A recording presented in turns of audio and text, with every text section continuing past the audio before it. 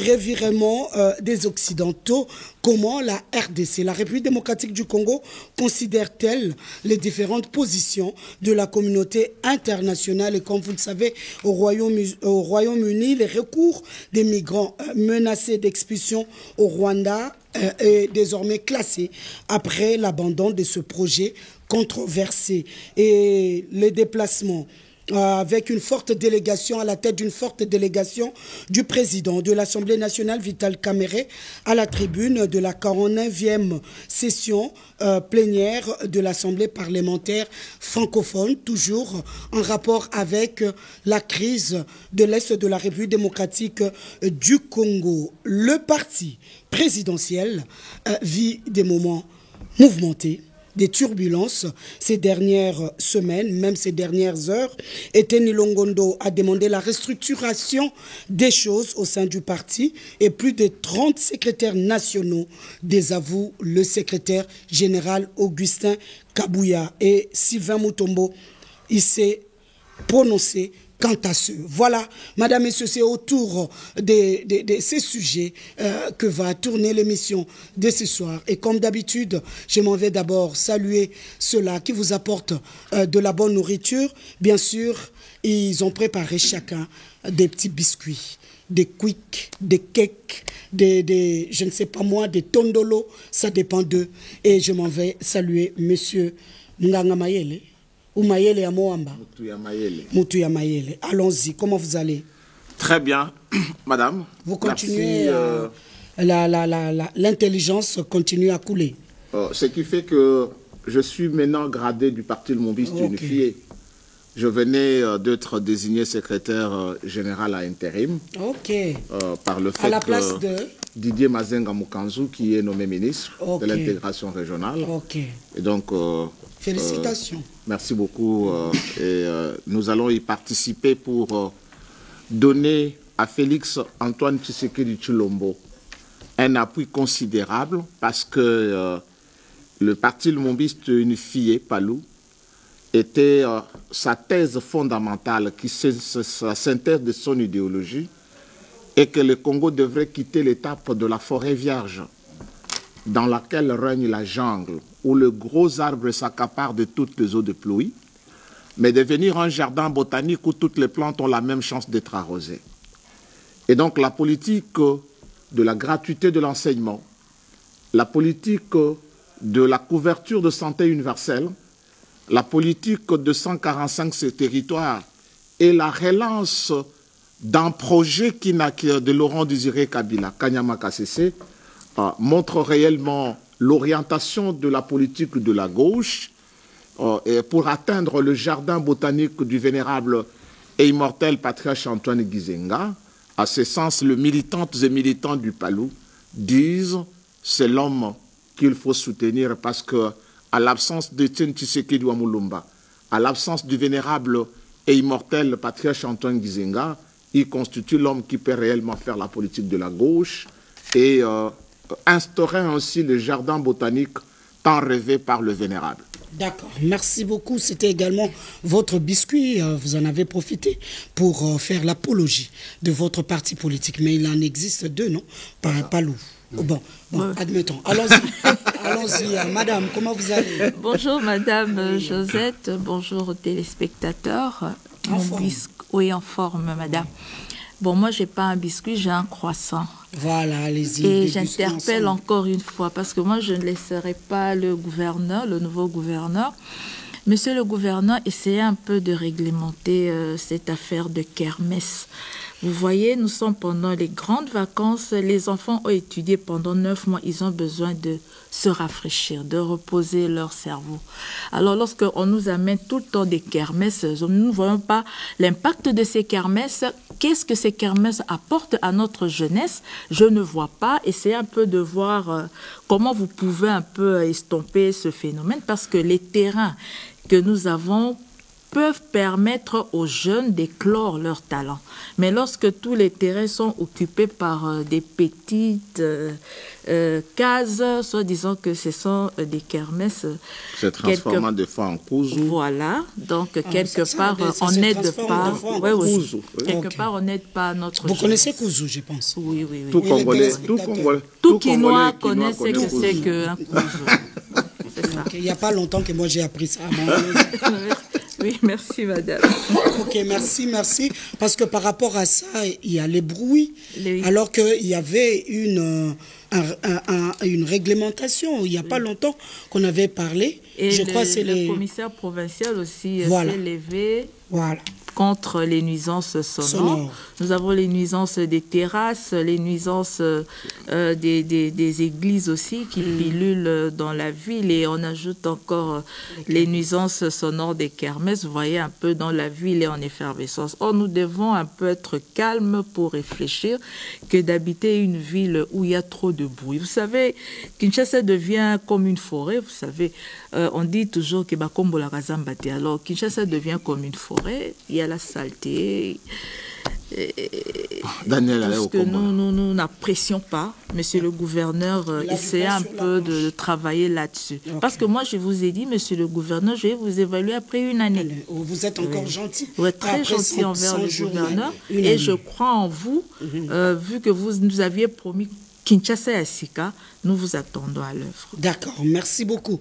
Oui, monsieur Eri, bonjour. Bonjour, madame. Vous avez bien choisi les couleurs. Merci beaucoup. Ok. Congo Mboka, Congo ma nation, Congo mon pays, Congo ma patrie, Congo Ditunga Diani, Congo Onichiyangu, Congo Bwala na Mono, Congo Mboka Nangai, Nakobundela, pe Nakobatela Yango. Madame, recevez les salutations de M. Arsène Kabea, qui est un passionné de cette émission. On s'est retrouvés, on s'est croisés dans une banque. Il m'a reconnu, il m'a dit de transmettre ses salutations à vous et à toute l'équipe de Forum des médias. Merci, monsieur Arsène. Merci beaucoup. S'il faut faire un biscuit, madame, je le fais par rapport à l'entrée Montfléry. Aujourd'hui, il y a une lac ou un lac, je ne sais pas trop. Voilà. Les Rérac qui s'est fait. Rérac Guizaro. Lac Guizaro sur l'entrée Montfléry. Malheureusement, c'est l'endroit où même le chef de l'État l'avait indexé, l'avait interpellé. Quand le chef de l'État avait visité la route ou l'avenue Ngouma. Au niveau de l'entrée Montfléry, madame, le lac Guizaro s'est créé. Apparemment, M. Guizaro avait l'idée de pérenniser son nom à travers sur la création d'un lac à l'entrée Montfléry.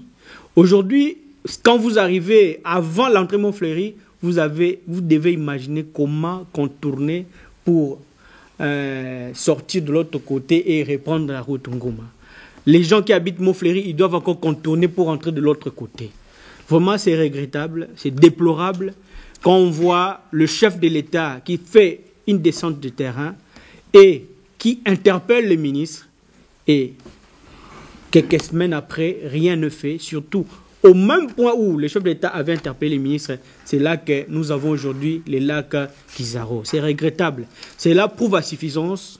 On attend que le chef de l'État redescende, revienne encore. Voilà. C'est là prouve à suffisance que les gens n'ont pas saisi la vision du chef de l'État. Hein? Les gens n'ont pas besoin en fait de comprendre le chef de l'État. Apparemment, ils sont fous, je ne sais pas. Bon, je ne vais pas les prêter les intentions, mais néanmoins, c'est ça la réalité. Parce que quand le chef passe, il donne les instructions. Vous dites que nous avons reçu les instructions et nous allons exécuter. Du jour au lendemain, rien ne fait. Plutôt, la situation devient encore plus déplorable comme c'était avant. C'est déplorable, madame. Ici encore, un deuxième biscuit, c'est pour cette chaîne. En fait, la chaîne nationale, RTNC2 Développement. J'ai suivi les informations. J'ai vu le ministre de la communication, médias et porte-parole du gouvernement, qui a été invité dans une conférence ou colloque qui est organisée en Côte d'Ivoire. On l'a fait visiter les différents studios des chaînes nationales ivoiriennes. Je me suis posé la question, est-ce que, messieurs les journalistes, messieurs le ministre Mouyaya, est-ce qu'il s'est rendu compte de l'état des studios des autres? Parce que ce qu'on lui a fait visiter, en fait, ce sont des studios modernes, des studios qui répondent aux normes, des caméras de pointe de la dernière génération. À son retour au pays, monsieur le ministre, souvenez-vous de la réception des jeunes que monsieur Ilunkamba avait fait à l'hôtel du gouvernement avant la formation de ce gouvernement. Nous avons été sur la même table avec vous, on avait développé des idées par rapport à ces Congos. Mais quand je vois l'état de la chaîne nationale, la RTNC des développements, je me pose 1001 questions. S'il vous plaît, essayez de faire en sorte que la chaîne nationale, la RTNC des développements, puisse être votre image. Merci beaucoup. Merci. Oui, monsieur El Campbell. Mbote, bonjour. Mbote, bonjour. Gardons toujours le sourire.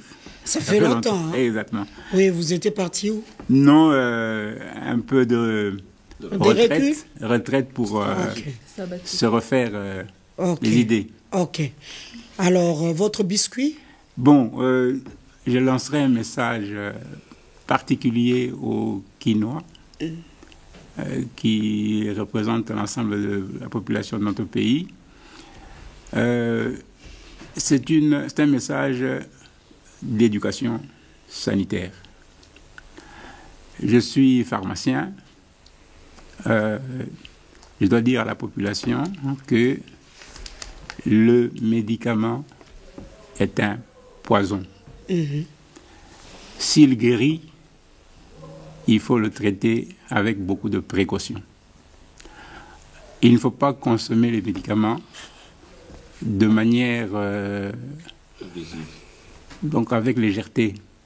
Il faut suivre ce que le prescripteur, qui est le médecin, vous dit et le conseil que le pharmacien vous donne. Nous aimons l'automédication. Et l'automédication. S'il y a une chose qu'une personne humaine a de plus précieux, c'est sa santé.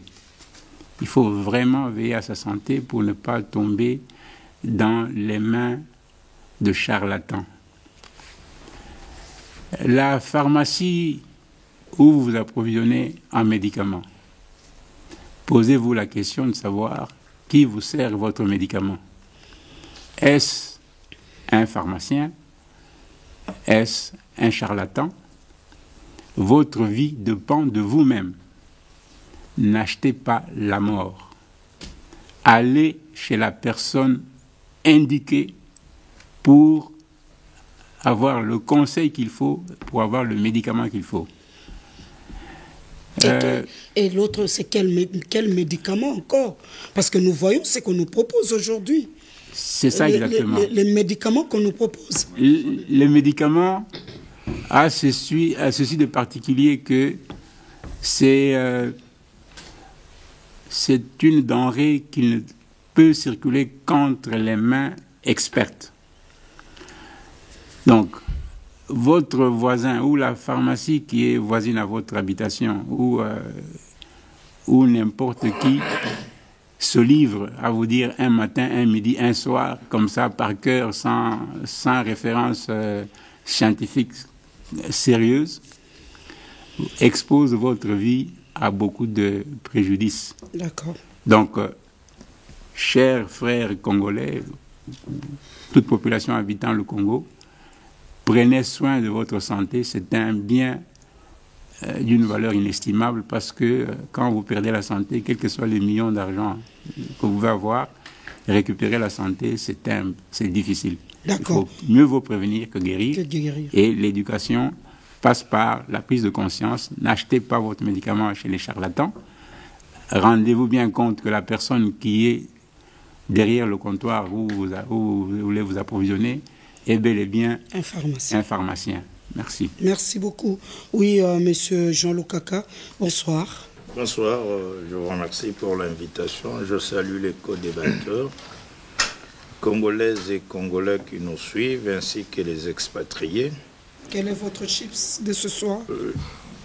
Je vous remercie. Je pense par la thèse du communicologue de l'UDPS, Doye Kambele, dans notre doctrine de la gauche, parce que vous avez parlé de médicaments, la santé. Et notre doctrine, c'est le patriotisme rénovateur. Donc la patrie, vous voulez protéger la patrie, mais c'est ça la social-démocratie. Le Congo n'a pas voulu que nous partions dans le débat en termes des idéologies. Malheureusement que les partis politiques sont les mêmes. Mais la gauche, la social-démocratie, qui a en termes économiques l'économie libre du marché. Et si on a l'économie libre du marché, on aura la justice distributive. Vous savez, quand vous parlez de la santé, une bonne santé est accompagnée par une bonne justice. S'il y a une justice distributive, le pouvoir arrête le pouvoir. Il y aura quelqu'un qui va dire, toi tu n'es pas habilité de vendre le médicament. Ce n'est pas des SMP du football. Mais où se trouve le dépôt qui a la connotation de DSMP? Jadis à Barumbu. Le dépôt central pour les médicaments ainsi que les pharmacies. Où se retrouve? Ça n'existe pas. C'est dans la social-démocratie. Et donc, nous devons normaliser notre vie publique. Parce que la gauche a des valeurs. Il y a des choses que la gauche est en train de défendre. Comme l'a dit Moutamayel à Mouamba, le prof Ngabi. La gauche a l'eau. L'électricité, c'est les priorités. Parce que l'État donne l'eau. Il donne l'électricité. Il faut que Mouindé à la lumière. L'État veille sur l'électricité, sur l'eau. C'est comme ça qu'on avait rassemblé les sociétés privées d'eau de l'époque, sous le maréchal, pour faire une société d'eau. Parce que les écoles ne vont pas payer l'eau, les camps militaires non plus, les édifices et bâtiments publics, là où il y a l'administration de l'État, on ne peut pas les taxer l'eau. C'est comme ça qu'on a créé une société avec une subvention de l'État. La SNEL, même, il y avait des sociétés privées pour l'électricité. Pour que les bâtiments publics, les camps militaires, l'éclairage public ne puissent pas souffrir des factures d'électricité, on crée une société de l'électricité nationale. Et on veut y retourner encore. Et maintenant, on privatise pour que l'État, les édifices et les bâtiments de l'État, mais ça, nous avons un problème de la normalisation de la vie publique. La santé que vous citez, la gratuité, oui, c'est ça le rôle de l'État. La gratuité de la maternité, il faut louer, il faut encourager. Mais c'est des priorités de la gauche. Donc ici, pour moi, les débats doivent se fonder sur les idéologies auxquelles nous concourons tous. La social-démocratie. Qu'est-ce que nous voulons de notre pays? Et là, madame, c'était pour ce que le doyen a dit, c'est très riche pour notre santé. Mais il faut que quelqu'un veille. Okay. Mais au-delà de ça, moi, il y a une notion qui me dérange ces derniers temps. C'est la notion entre l'insécurité. 9 frontières, la guerre de l'Est, des postes et des résistances internes, parce que vous êtes sans ignorer que nous sommes entourés par ce qui s'appelle Mobondo. Là, pour la sécurité, nous allons en parler bientôt. Nous allons en parler Alors, bientôt. je voulais dire seulement aux Congolais que oui. Il est important de ne pas être distrait à ce moment. Okay. Sinon, nous donnons l'opportunité à l'ennemi de nous pénétrer. Nous devons être ensemble pour veiller. Merci. Monsieur Arsène, bonsoir. Bonsoir, madame. Voilà, vous allez bien? Oui, très bien, madame. Mais je vois un peu là, vous poussez la barbe là. Jusqu'où? Ouais, la barbe, elle commence à devenir aussi blanche. Oui. C'est important qu'on le démontre parce que dans la culture congolaise ou africaine, quand on pousse déjà la barbe blanche, ça prouve qu'on pousse un peu aussi de la sagesse. Okay. Alors on aimerait l'exprimer et le faire voir. Ah, votre morceau de pain. En fait, je suis content en cet instant d'être reçu dans ce grand studio, tant loué, et puis un studio légendaire. Studio Lutumabang. Exactement, qui symbolise l'icône d'une grande personnalité qui a œuvré au sein de cette grande chaîne nationale congolaise. Et par là, je ouvre une parenthèse que je vais fermer vite. J'espère que avec le temps, on rebaptisera aussi l'un des studios en votre nom, madame. Je crois que vous le méritez. Ça n'engage que moi. Merci d'avance pour ceux qui le feront.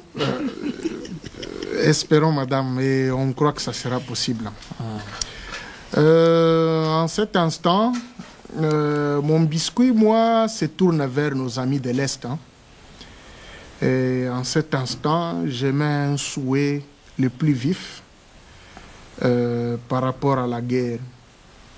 La guerre a créé beaucoup de désolation. Nous sommes en train de parler de 16 millions de morts.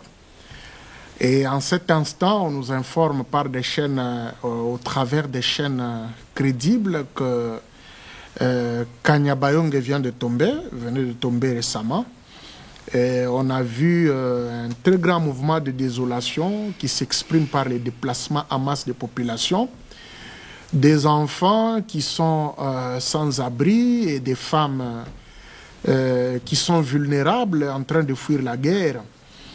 Il y a beaucoup de douleurs, il y a des maladies, il y a toutes ces désolations liées à cette guerre. Nos pensées vont vers toutes ces personnes-là, tous ces Congolais-là qui traversent des moments difficiles.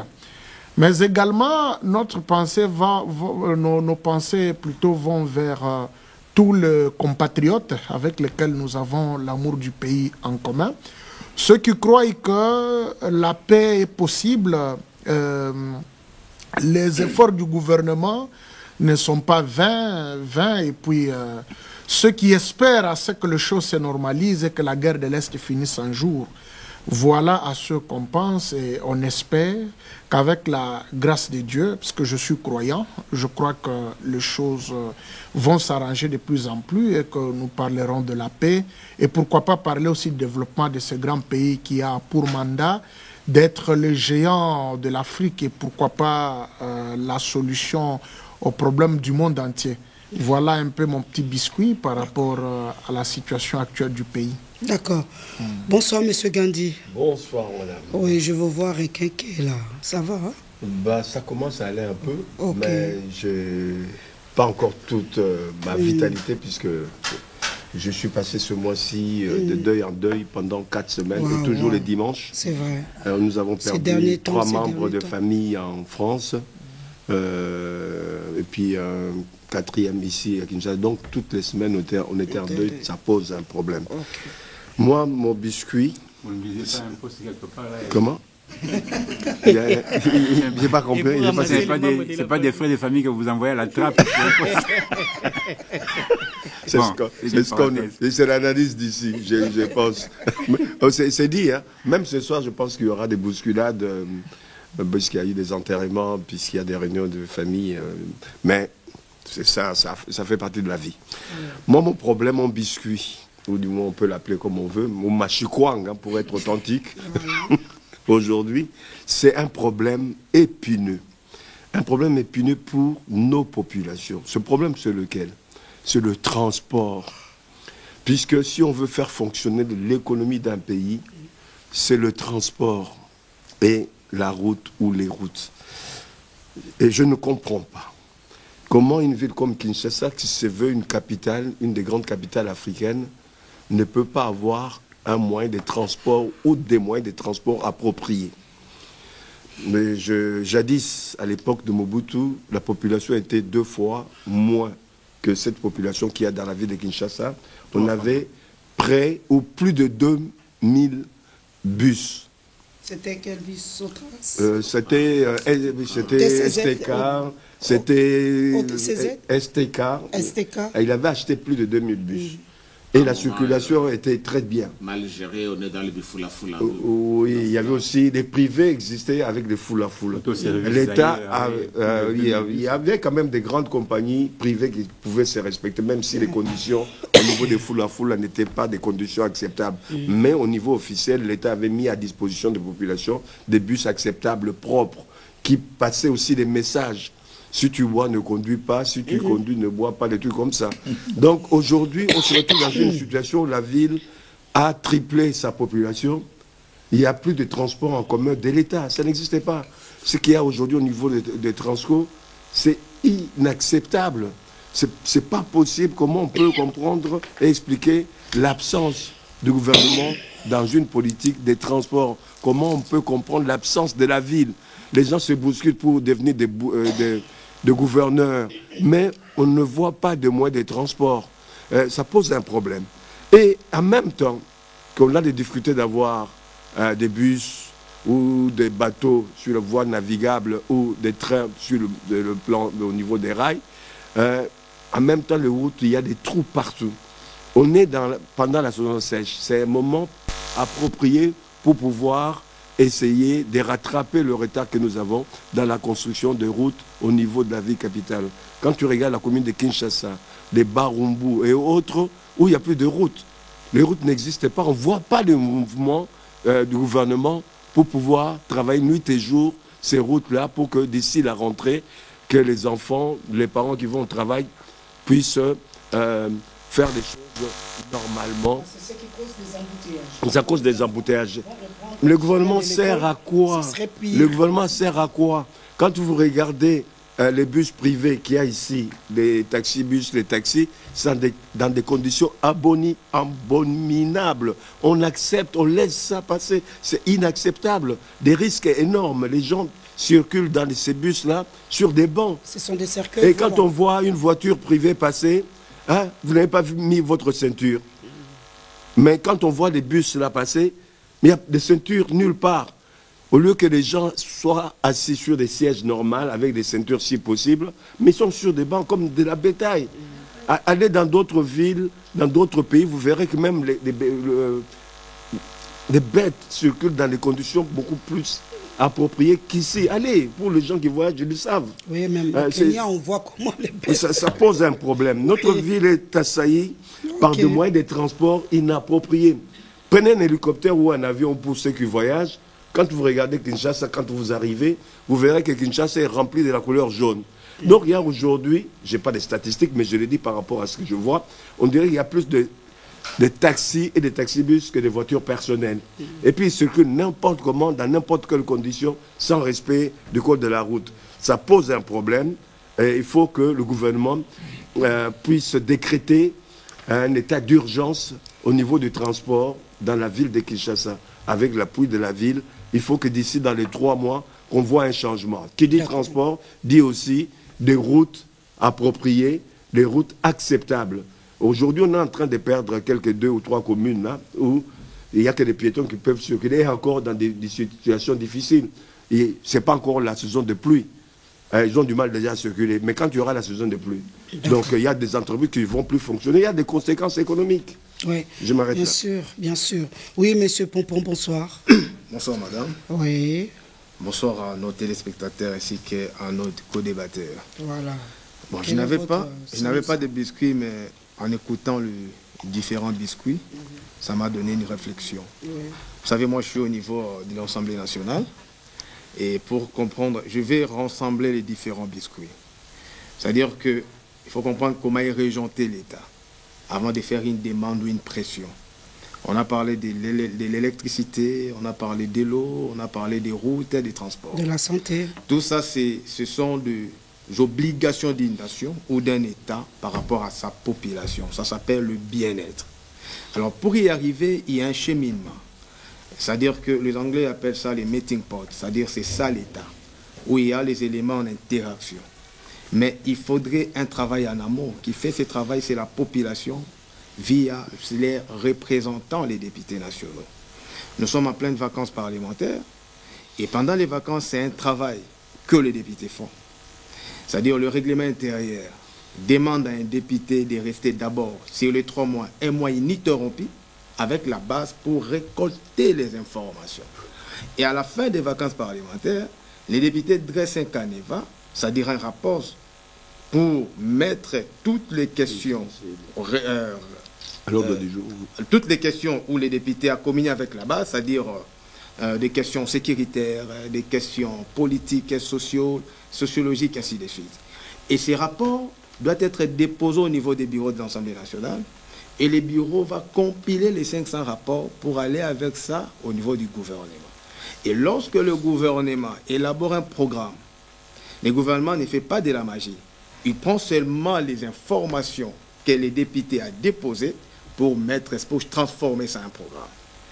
C'est-à-dire que, et ces programmes, après, il y a un budget, il y a les budgets. C'est-à-dire que lui-même, les députés et l'autorité budgétaire. C'est-à-dire que le besoin spécifique d'un budget est un exercice purement scientifique où les éléments entrent en interaction. Et malheureusement, les différents programmes du gouvernement sont faits ou élaborés d'une manière imaginaire. C'est pour cela qu'il y a une adéquation. Lorsqu'on vous présente un programme, sur l'effectivité de ces programmes, il n'y a pas d'effectivité de ces programmes parce que le gouvernement, à un niveau, ils ne savent pas qu'est-ce qu'on doit donner à la population. On ne sait pas. Parce que la personne qui vit avec la population, la personne qui communie avec la population, c'est les députés. Les gouvernements, eux, au niveau de la primature, vous savez, on a les institutions. Et il y a les partages des pouvoirs. Les pouvoirs restent des pouvoirs, oui.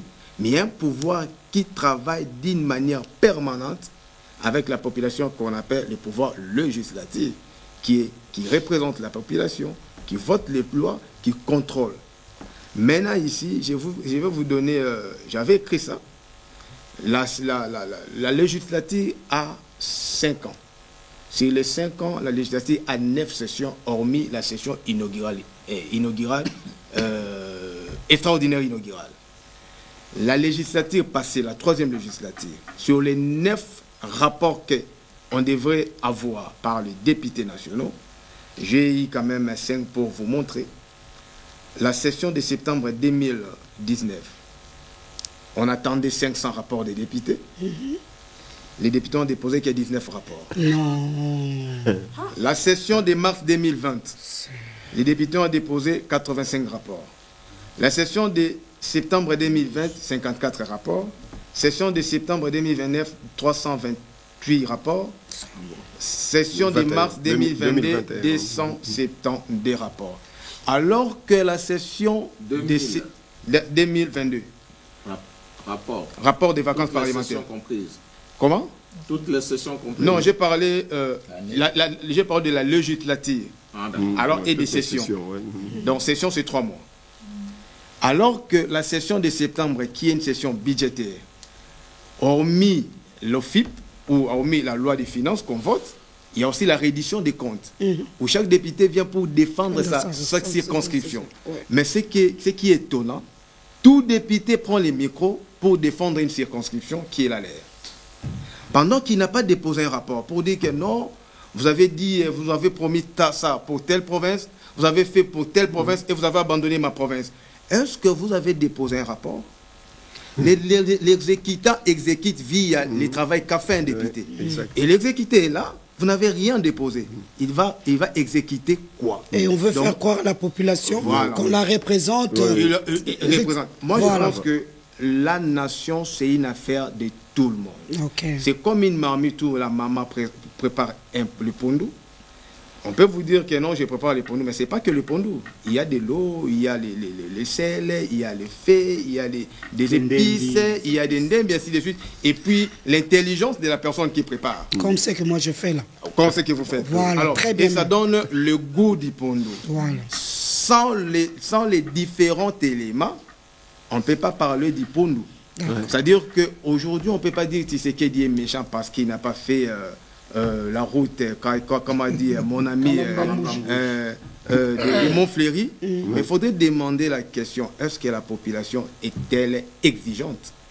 Si la population est naïve, présent, ça est le côté. Moi, je pense qu'on doit inciter la population à suivre scrupuleusement la marche et le fonctionnement de sa nation parce que Etali Bango. D'accord. Merci beaucoup. La relation entre les députés, les représentants du peuple et celui qu'on représente, moi je trouve qu'il y a deux fois, il y a un flou qui s'installe parce que la population n'étant pas exigeante, alors les députés viennent tout bonnement, qu'on le voit à la télé, qu'il a parlé de sa circonscription, comme vous avez dit tout à l'heure, on ne dépose pas le rapport. Alors sur la base de quoi doit-on mener ou donner des réponses appropriées, une action dans une province. Donc nous devons apprendre. Un petit commentaire par rapport à ce que... Oui, rapidement, parce que nous devons juste un petit commentaire. En matière. Pompon nous a cité les chiffres des rapports enregistrés. Oui.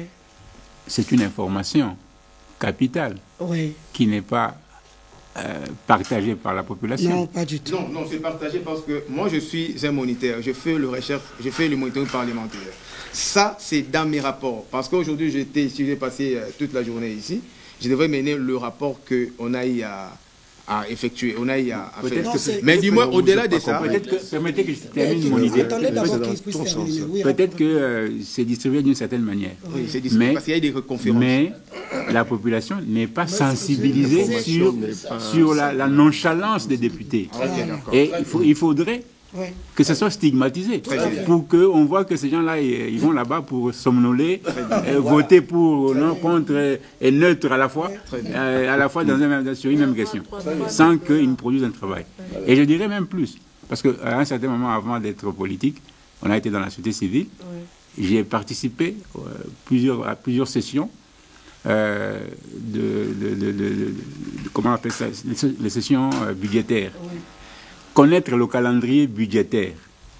Les députés, beaucoup n'en savent rien. Quand est-ce qu'on commence à préparer le budget pour arriver au budget qui leur est présenté, au projet de budget qui leur est présenté à la plénière? Ils n'en connaissent pas grand-chose. Donc le suivi budgétaire, là, ils n'en connaissent rien. Et même maintenant, la population elle-même et la presse, personne ne sait beaucoup ne savent pas qu'est-ce qui est alloué à leur contrée par rapport à tel ou tel travail. Il n'y a pas de débat là-dessus. Et comment voulez-vous qu'on suive? D'accord. Nous avons de la matière. Monsieur Pompon, je vais vous demander, dans une émission spécialisée, de temps en temps, vous viendrez pour éclairer la lanterne de la population congolaise pour qu'elle soit de plus en plus exigeante. Oublié, avec plaisir. La session de septembre 2022. Alors, après les vacances, les députés viennent pour déposer des rapports et on établit une commission. Oui. Et la dame qui était chargée pour la commission de récolter les différents rapports, elle prend les micros pour demander aux députés que demain, c'est la date butoir. Venez avec vos rapports parlementaires. J'étais entouré avec les amis, les collègues, les assistants. Il y a une députée des Bagata, je pense, qui vient nous chercher pour demander qu'on fasse un rapport pour elle. Qu'on les fasse rapidement parce qu'elle doit déposer ça demain matin. À partir de quels éléments? Et à partir de ces réalités. Qu'est-ce que nous nous sommes dit? On a proposé à l'Assemblée nationale de doter à chaque député des assistants parlementaires. Un assistant parlementaire doit rester au niveau de l'Assemblée nationale ici et l'autre va rester à la circonscription pour faire un travail que devrait faire un député. Et gloire à Dieu, dans le nouveau règlement intérieur, on a repris cette incise-là. Donc, en tout cas, il y a vraiment à boire et à manger. Les a députés totalement raison.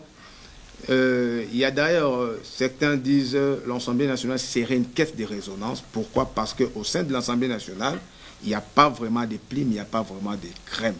D'accord. Dommage. Bon, voilà.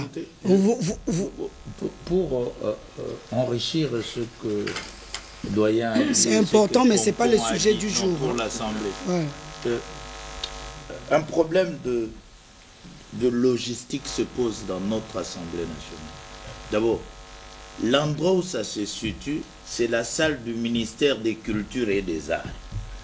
Parce que sous d'autres cieux, les députés ont des bureaux. C'est de là où l'assistant est logé, le secrétariat, pour faire le rapport. Bon, Dieu est grand parce que le pays est béni dans sa grandeur, mais le pays n'a pas sa logistique. Donc, jusque-là, le Parlement congolais souffre d'un bâtiment. D'où il faut construire le bâtiment abritant le Parlement de la République démocratique du Congo, là où ils auront des bureaux. Parce qu'ils n'ont pas de bureau de travail. Et comme conséquence, ils ne vont pas assez produire. Ils ont de l'argent. Donc comme recommandation, il faut des bâtir le bureau de l'Assemblée nationale et du Sénat. Le Sénat peut partir même en scellé. D'accord. Merci. Je ne crois pas que ça soit seulement un problème pour produire et Il faut un cadre pondre de des production. textes. Oui, je comprends. Je comprends. Quand il faut toucher de l'argent, là, il n'y a pas de cadre. Allons-y, monsieur Moutamayele.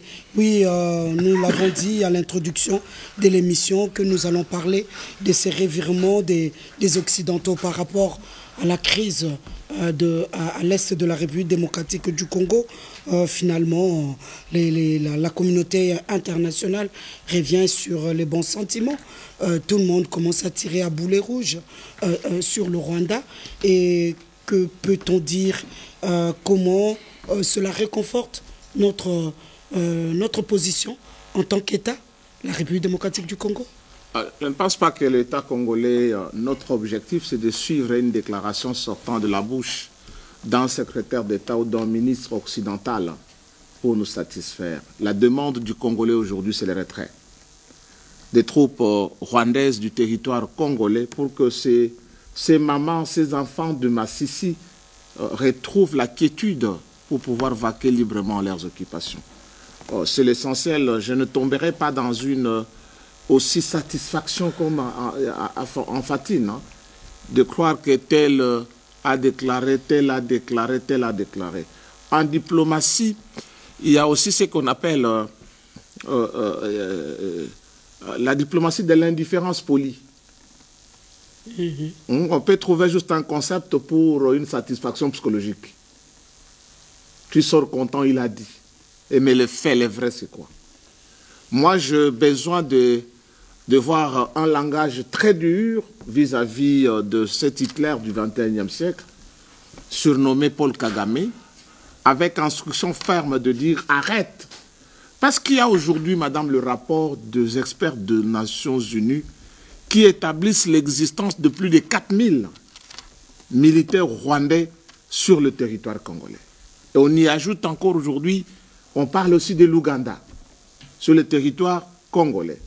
Je suis lumumbiste et donc ma nation en danger, je ne peux pas moi me complaire pour dire on a fait une déclaration. Kagame méritait d'être traité comme Hitler. De la manière dont on a traité Hitler, quand on parle de 16 millions de morts, chaque jour ce sont des enfants qui ne vont pas à l'école. Et ces enfants-là qui sont par la volonté de Paul Kagame, leur avenir, ça sera comment? Oui, bon, on peut dire tel a déclaré. Moi, comme lumumbiste, je ne tombe pas dans la satisfaction psychologique.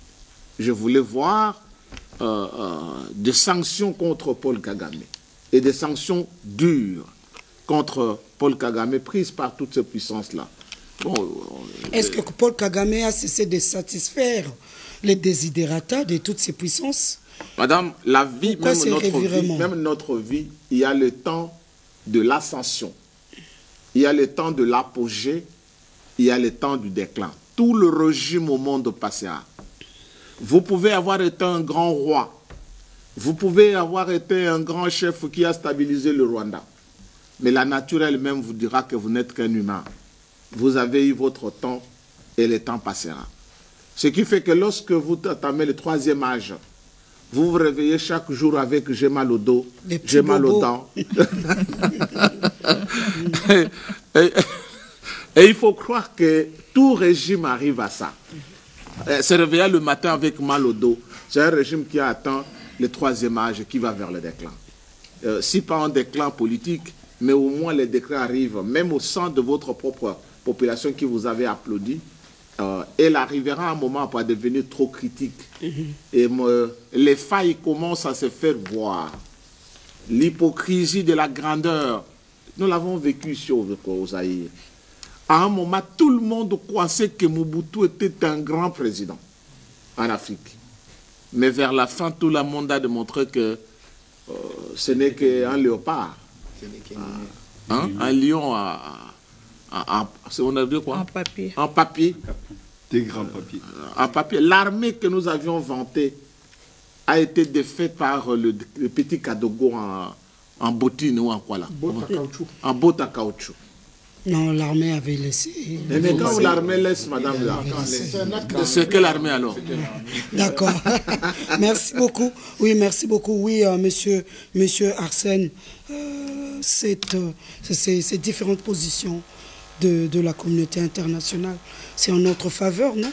Parce que partout où on parle de la République démocratique du Congo, à l'extérieur du pays, nous devons et nous faisons un effort d'être présents dans ces assises-là ou à ces assises-là pour faire entendre notre voix. C'est une bonne chose pour nous. Oui, je peux dire que c'est... à mon avis, très sincèrement, je suis méfiant. Je suis méfiant parce que nous sommes en train de parler d'une guerre qui nous a coûté plus de 17 millions de morts. C'est la première des choses. C'est plus que la démographie rwandaise. Non seulement plus que la démographie rwandaise, ça va au-delà même du génocide. Je ne sais pas le nom qu'on peut appeler, parce que il y a récemment une guerre qui oppose l'État hébreu à la bande de Gaza, à l'espace occupé par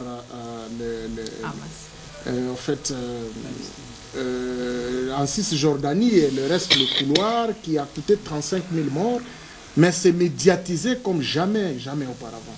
Et les États-Unis se déclarent être d'un côté défavorables à la guerre, mais d'un autre côté, ils disent que leur soutien à Israël est infaillible. Comprenez un peu la stratégie occidentale. Et ce ne sont pas des gens avec qui nous devons ni collaborer, ni espérer que la guerre de l'Est, grâce à leur action, grâce à leur déclaration, puisse finir. Là, à ce point-là. Un autre point que j'aimerais aborder, c'est que cette guerre a pris plus de décennies. C'est une guerre qui a commencé il y a longtemps. Je peux compter plus de 25 ans que nos femmes à l'Est sont violées, nos enfants sont tués innocemment, mes congénères manquent de possibilités d'aller à l'école. Il y a une désolation sans précédent. Mais où était cette communauté internationale pendant tout ce temps? Et à chaque fois, ils nous répétaient la confirmation sur le sol congolais des militaires rwandais. Ils n'ont pas commencé à crier ça maintenant. C'est une récitation qui date de plus de 25 ans. À l'époque, c'était avec le RCD. C'est la même communauté internationale qui nous disait que c'est le Rwanda qui est derrière le RCD et l'Ouganda qui était à l'époque derrière le MLC. Qu'ont-ils fait? Ils nous ont amenés à Sun City où ils ont fait signer aux dirigeants de l'époque le droit de ne pas poursuivre les belligérants qui ont tué. Mais ce sont eux qui nous chantent la démocratie et la justice dans la bouche de M. Macron qui est venu pour nous dire qu'écoutez, vous dites que la France et la communauté internationale est responsable de ce qui se passe, mais vous étiez incapable vous-même de sécuriser votre État. C'est le langage de la communauté internationale. Et monsieur le professeur, le secrétaire général du PALU, par intérim, parle d'un ton ferme qu'il faut que la communauté internationale s'exprime en termes très clairs pour dire arrêtez. Mais Macron, devant le président Félix Antoine Tshisekedi, a dit que j'ai rappelé au Rwanda de cesser d'appuyer le M23 par rapport à la guerre. Donc, en fait, ils se sont déclarés et ils ont parlé d'un ton ferme. Est-ce que cela a fait cesser la guerre? Ça n'a pas fait cesser la guerre. Au contraire, les États-Unis même lancent par hypocrisie, par conscience chargée, cette histoire de trêve. Et cette trêve nous donne à quoi? C'est le double jeu de la communauté internationale qui ne peut jamais œuvrer pour les biens d'un pays quelconque, qui sont là pour leurs intérêts. Regardez où ils en sont avec l'Ukraine. Ils ont rassuré l'Ukraine qu'ils l'appuieraient contre Poutine et que Poutine ne pourra jamais le vaincre. Aujourd'hui, regardez, l'Ukraine est en train de perdre des villes, l'Ukraine est en train de perdre des terres à cause de la même communauté internationale qui finalement commence à se rétracter et laisser M. Zelensky à son propre sort. Le sort de la RDC, je l'ai toujours répété, madame, je le répéterai toujours, n'est pas lié à cette communauté internationale hypocrite. Le sort de ces pays est lié par rapport à la politique interne, en rapport avec tout ce que nous avons comme défi. C'est lié au sens élevé du leadership de nos dirigeants et c'est lié à la stratégie, non seulement interne, mais aussi à la stratégie continentale, à la stratégie de la sous-région. Notre capacité à dissuader, notre capacité à nous engager pour nous sortir de ce problème. Et puis, en plus, j'aimerais ajouter un détail très important. La même communauté internationale qui est en train de dissuader un semblant de ton rempli d'hypocrisie et teinté de la malice. C'est la même communauté internationale qui finance 20 millions de dollars chaque année au Rwanda par rapport à la politique de la défense et au soutien de son système de défense interne. La même communauté internationale. La même communauté internationale, dans la bouche de Macron, nous a fait miroiter ici qu'écoutez, nous ne pouvons pas faire 2 poids 2 mesures, mais c'est la même France qui maintenait l'embargo sur nous. Parce qu'au niveau des Nations Unies, la France préside cette organisation liée aux sanctions-là. C'est la France qui la préside. Et c'est elle qui nous a maintenus pendant plusieurs années dans l'embargo. On ne pouvait ni acheter les armes, on ne pouvait ni faire quoi que ce soit parce qu'il pesait sur nous pendant qu'on était agressés. Je crois qu'à ce niveau, c'est assez et suffisant pour nous de croire que le ton rempli de malice de la communauté internationale, s'agissant... Mais alors, pourquoi seulement condamner au lieu de passer aux sanctions? Parce qu'on doit être pragmatique. Ou soit on veut la chose, ou soit on ne la veut pas. La RDC est attaquée, vous avez découvert que c'est le Rwandais. Le premier rapport des Nations Unies pointe le Rwandais. La même communauté internationale la pointe. Et ne fait rien. Le lendemain, elle va même au-delà de proposer un deal par l'Union européenne, de proposer une coopération économique en termes de production des minéraux que le Rwanda même ne produit même pas. Que le Rwanda pille, vole et détruit dans notre territoire pour aller leur vendre. Et vous me parlez d'un revirement positif. Moi, je crois qu'il n'y a rien à attendre de cette communauté internationale qui tue par le Rwanda, qui vole et qui détruit et qui ne seront jamais pour les intérêts de la RDC, mon pays. Merci beaucoup, Madame Mami Ambongo.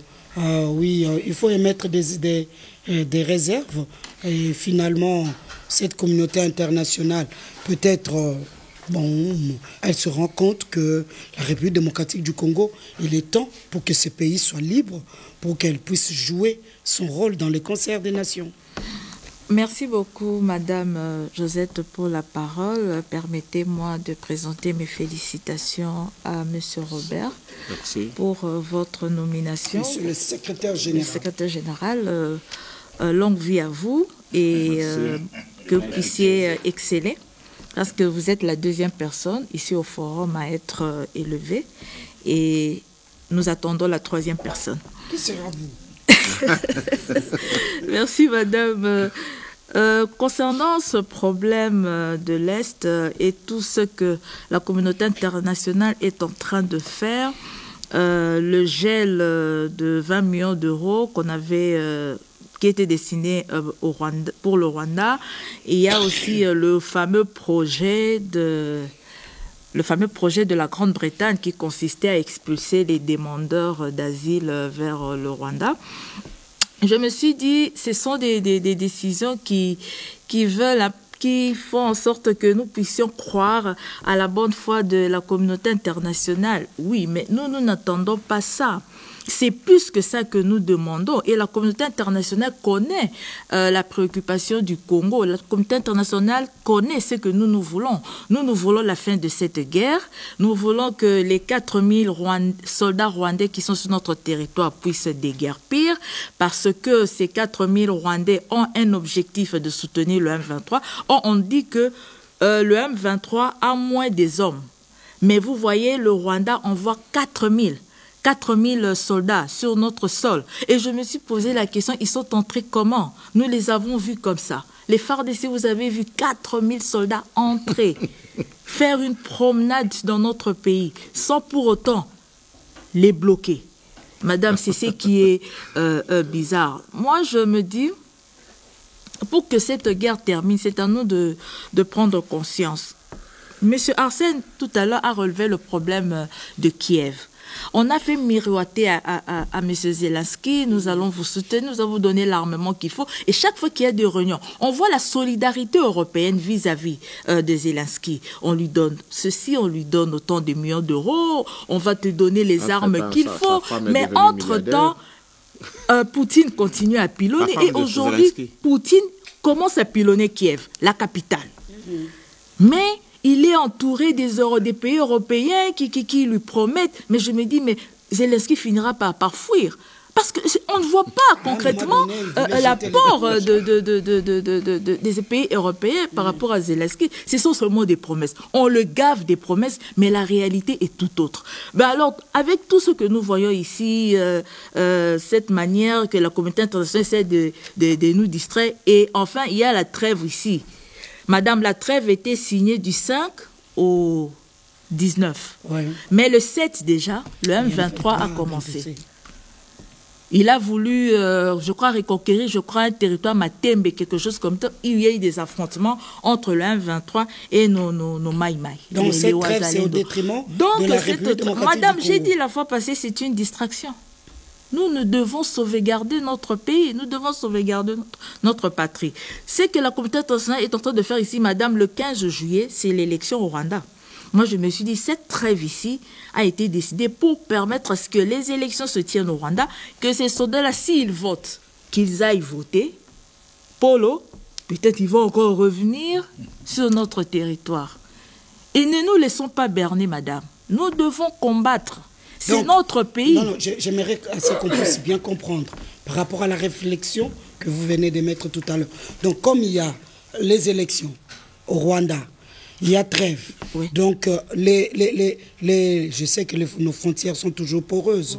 Bon, on va les ouvrir grandement pour que ces gens-là puissent aller. Oui, ils vont aller, ils vont faire ce qu'il faut faire, ensuite ils reviennent. Mais aussi, la sécurisation du processus électoral demande la présence des troupes. Au lieu d'avoir les 4000, ils viennent faire les opérations de sécurisation électorale. Sécurisation, et ensuite ils replient.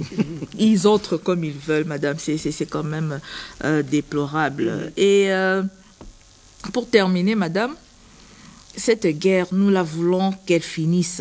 Et vous avez vu dans la 49e session de l'Assemblée parlementaire francophone, le président de l'Assemblée nationale, dans son discours, est revenu sur ça. Et vous avez vu la réaction de madame la secrétaire de la francophonie, madame Louise.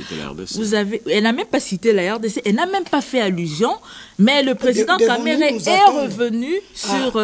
Devrions-nous nous attendre à une autre mais en tant que chef de la francophonie, à une autre position, madame, en tant que discours, madame, en tant que chef de la francophonie et la RDC, deuxième pays francophone au monde, vous croyez premier pays francophone. Merci. Vous croyez que elle devait faire fi de ça? Ce qui se passe à l'Est, qui est connu partout dans le monde. Mais le fait que Mouchikwabo soit là, à la tête de la francophonie, nous le savons, ce n'est pas de manière innocente. Oui. On connaît la raison pour laquelle elle est là, quel rôle il doit jouer. Parce que pour un si petit pays, le Rwanda, dont il est originaire, qui parle anglais. Mais elle chapeaute la francophonie. Au lieu de chapeauter le Commonwealth. Vous voyez un peu. Parmi les pays qui ont voté la présence de Mme Michiki. C'était une erreur de notre part. Alors. On ne devait pas le faire. On ne devait pas le faire. On ne devait pas le faire. Et aujourd'hui, moi, je souhaiterais que le Congo, aujourd'hui, occupe ce poste-là. Parce que je crois que la dame, elle est déjà, elle est fait un mandat. Pour quel dividende? Oh, mais nous sommes un pays francophone. Nous pouvons toujours avoir des dividendes si nous dirigeons la francophonie. Et ça sera d'ailleurs une plateforme où nous ferons encore entendre plus notre voix concernant cette agriculture. Vous avez vu cette femme? J'ai lu la honte sur son visage. Elle a été honteuse. juste après cette L'interview de cérémonie, Tonton. et on cherchait à la tirer pour la faire sortir. Et j'ai dit bravo au président de l'Assemblée nationale parce qu'il a évoqué ce problème. Et 34 pays parmi les plus de 90 pays qui sont membres de cette AFP ont été du côté de la République démocratique du Congo. Et ce sont des efforts assez... Donc, on doit saisir plusieurs fronts. Il y a l'AFP, vous avez même vu sur le plan musical, vous avez vu cet artiste Minaj qui a soulevé le drapeau de la RDC. Mujinga.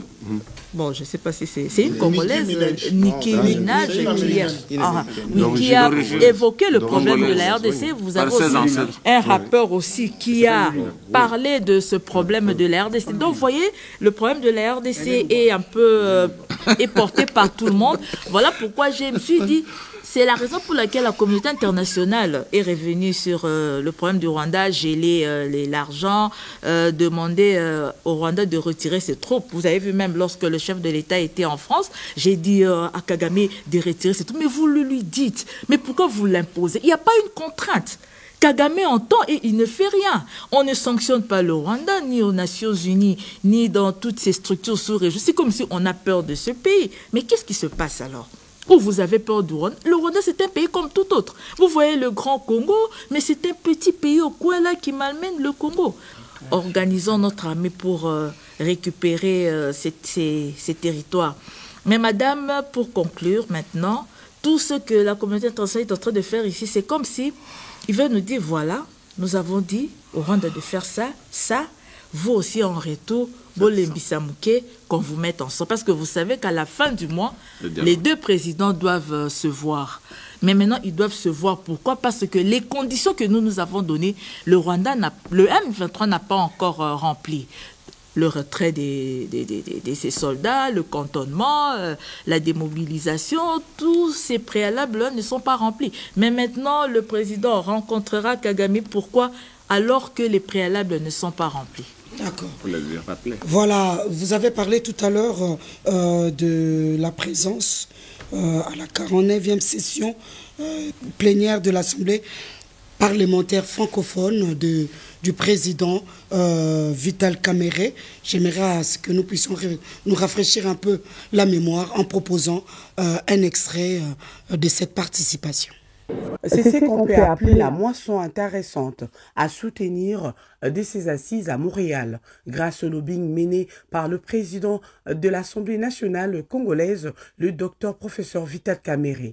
34 pays membres de l'APEF signent déjà une résolution qui condamne l'agression rwandaise en République démocratique du Congo. C'est une preuve éloquente de la percée de la diplomatie parlementaire que déploie la Chambre basse sous la conduite éclairée de Vital Kamerhe. Ainsi, il a eu également l'occasion de rappeler l'existence d'un rapport dressé par les Nations Unies qui fait état des chiffres élevés de morts et les contextes de cette guerre d'agression contre la RDC. L'objet de mon intervention ici, c'est remercier le bureau qui était dirigé par Francis Douane, l'ensemble des responsables des commissions et tous les experts de la francophonie.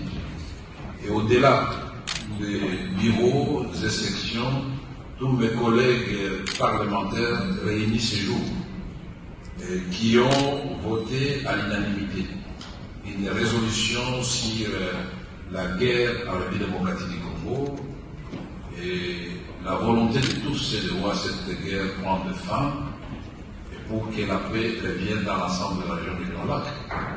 Que cette partie de l'Afrique se tourne résolument vers le développement de nos populations respectives. C'est un signal fort, au-delà de la compassion que nous pouvons noter à travers ce message, un signal fort envoyé non seulement en direction des autorités de la République démocratique du Congo.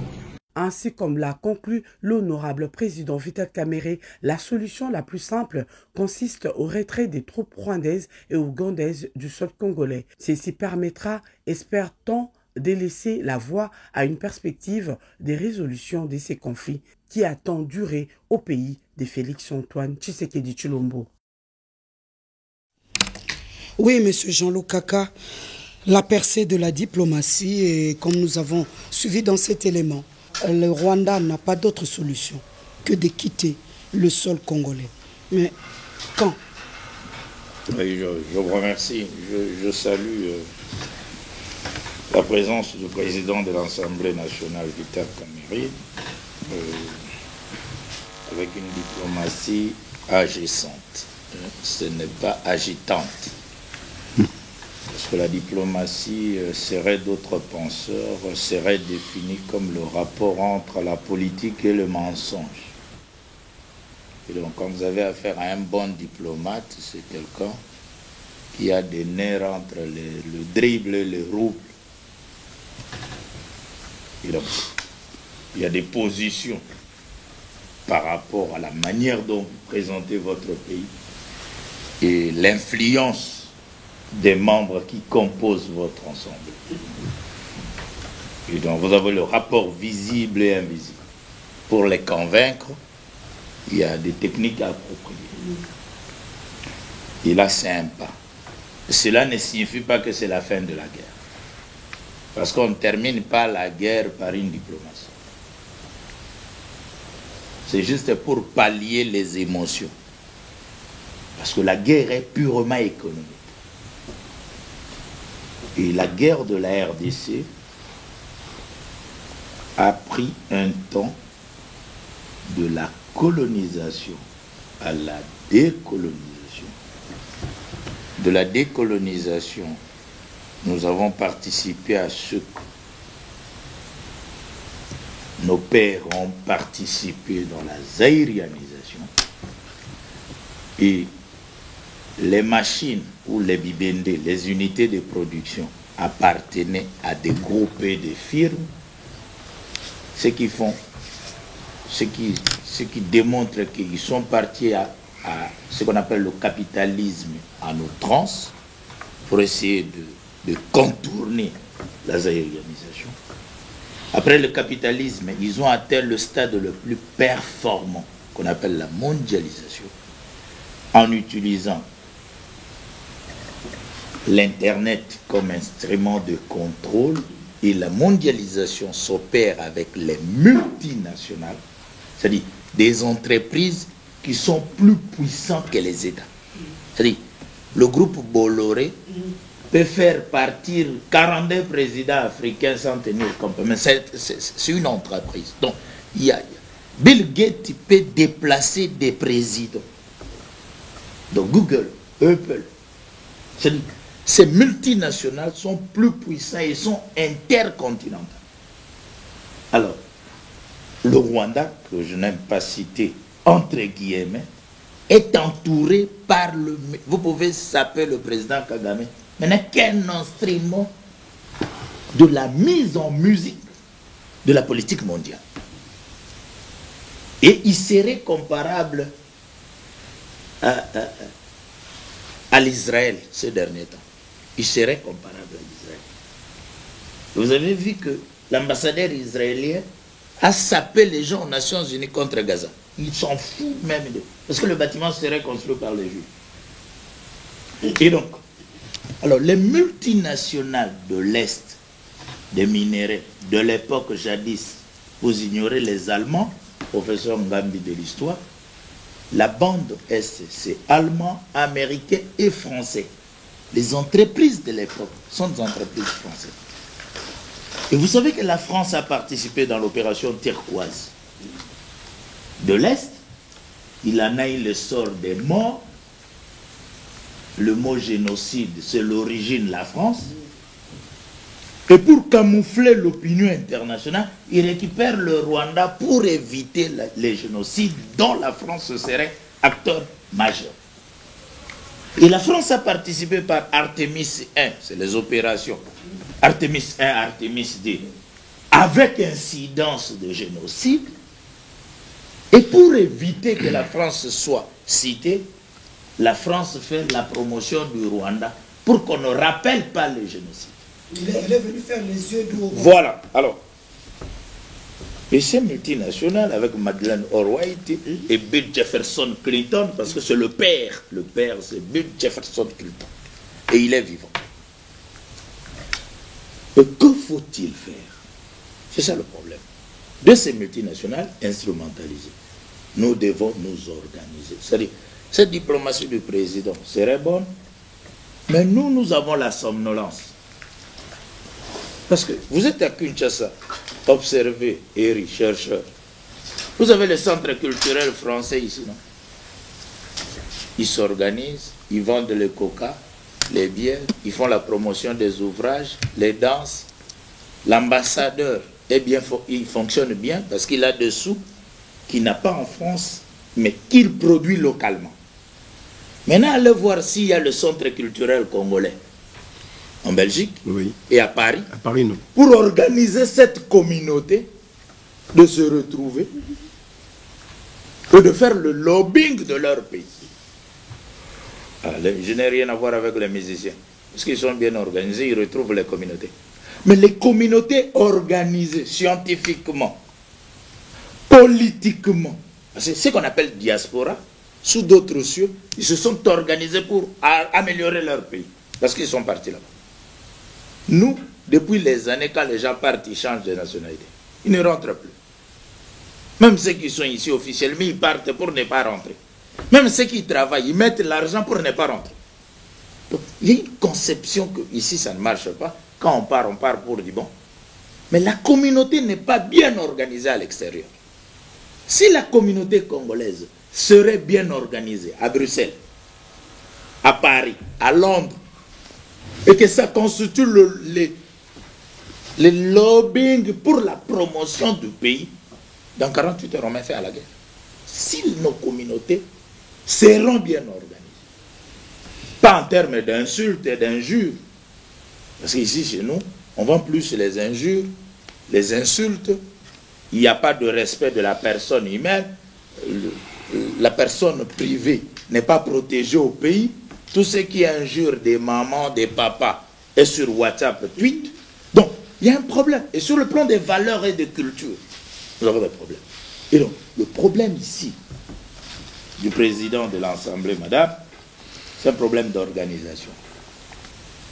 S'il ne faut pas repenser l'État, il faut refonder l'État.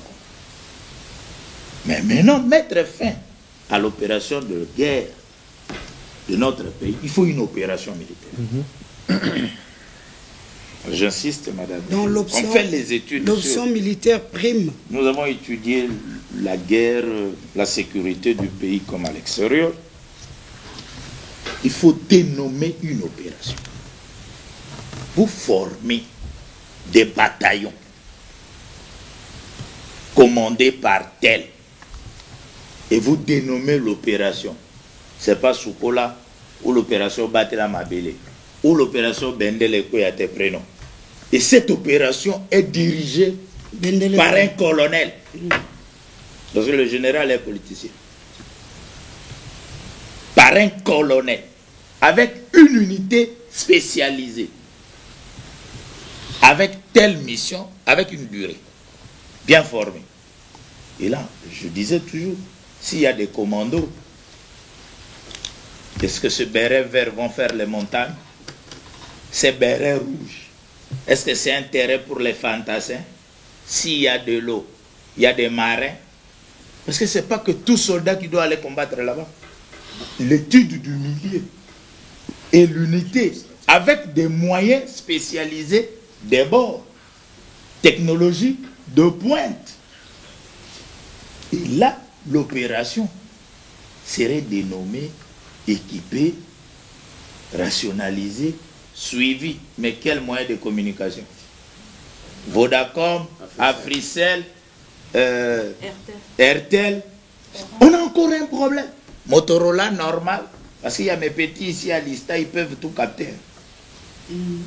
Ah, s'ils prennent votre numéro de téléphone, ils suivent. On fait même ça ici à Lista. Alors, regrouper, professeur Ngambi, de prendre les petits de Lista pour créer quelque chose que les autres ne vont pas pénétrer. Parce qu'on a la cybercriminalité.